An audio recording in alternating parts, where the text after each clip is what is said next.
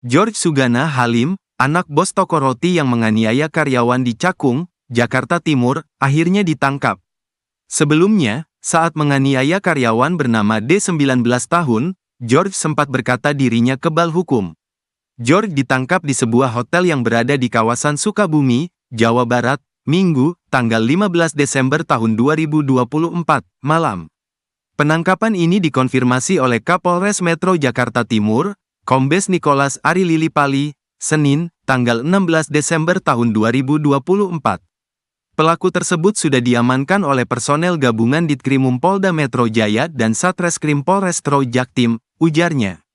Dalam perkara ini, Nicholas menegaskan, George tidak kebal hukum.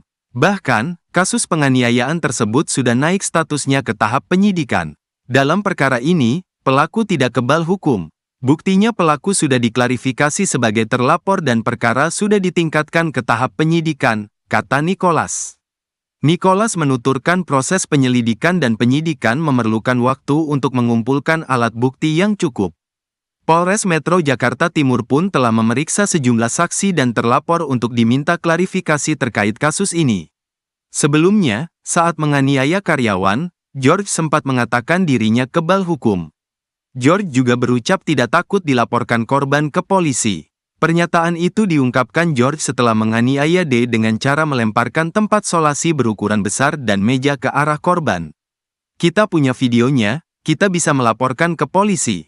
Terus dia, G, ngomong, orang miskin kayak lo mana bisa melaporkan gue ke polisi, saya tuh kebal hukum, ujar D menirukan ucapan G. Sabtu, tanggal 14 Desember tahun 2024. Kala itu D dan karyawan lainnya mengurungkan niat mereka untuk melaporkan George ke polisi, meski memiliki bukti video. Namun, George justru kembali menganiaya D pada tanggal 17 Oktober tahun 2024. Saat itu pelaku melemparkan patung, mesin EDC, kursi, dan loyang kue kepada D.